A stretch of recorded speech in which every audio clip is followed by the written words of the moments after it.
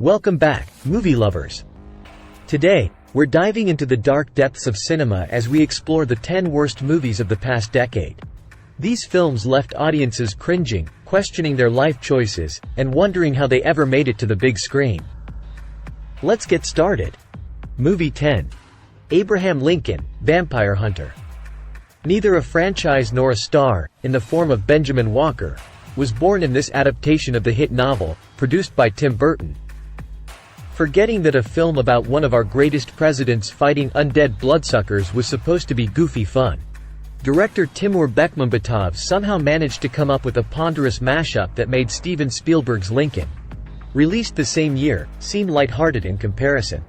Movie 9. Coming in at number 9, we have the Adam Sandler oeuvre.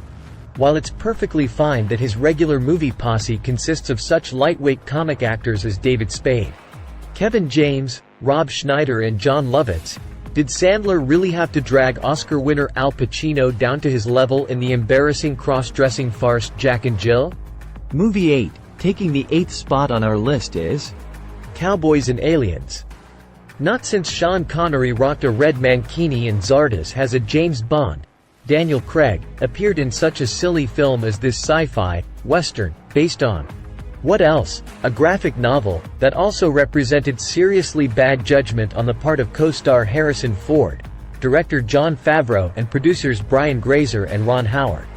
Movie 7. Moving on to number 7, we have The Emoji Movie. Representing all the cheesy, cynical animated movies of the decade, this offensive exercise in blatant product placement featured so many repellent characters that the Golden Raspberries nominated any two obnoxious emojis in its worst screen combo category.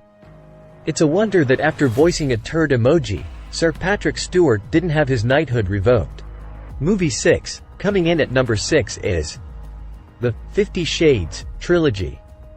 Yes, it's one of the biggest R-rated franchises ever.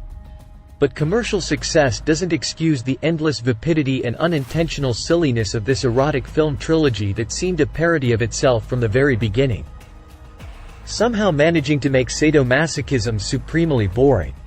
These films based on the novels by E.L. James seemed to embarrass even co-stars Jamie Dornan and Dakota Johnson, who despite their frequent semi-naked grappling displayed absolutely no chemistry whatsoever.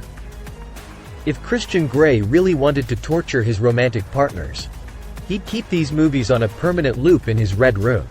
Movie 5, taking the 5th spot on our list is The Human Centipede trilogy.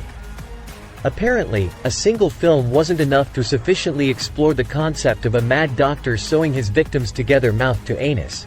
Hence this truly demented trilogy from Dutch director Tom Six.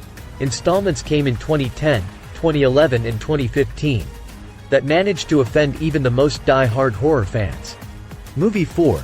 Now let's talk about number 4. The Last Airbender. This big-budget 3D adaptation of an animated Nickelodeon series represented his nadir, although valid arguments can be made for the Will Smith family bomb After Earth as well. The sole saving grace of this turgid fantasy spectacle was that it was so universally reviled that plans for a trilogy were scrapped. Movie 3, coming close to the top of our list at number 3 is Movie 43. The kind of notorious stinker that drives film critics out of the profession and its cast members into the witness protection program.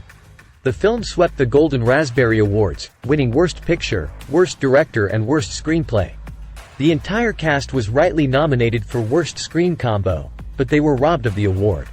Movie 2, taking the 2nd spot on our list is This Means War.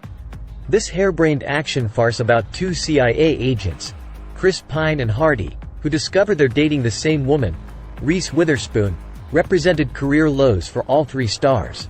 It's no wonder that Hardy felt the need to wear a mask in The Dark Knight Rises. Movie 1. And finally, the number 1 worst movie of the decade goes to Valentine's Day.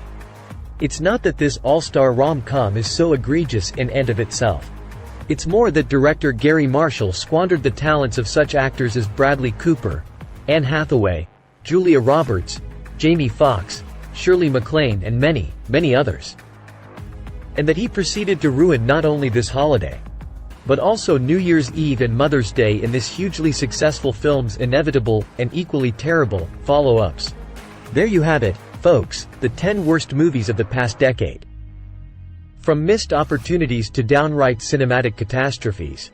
These films left us questioning the state of modern cinema.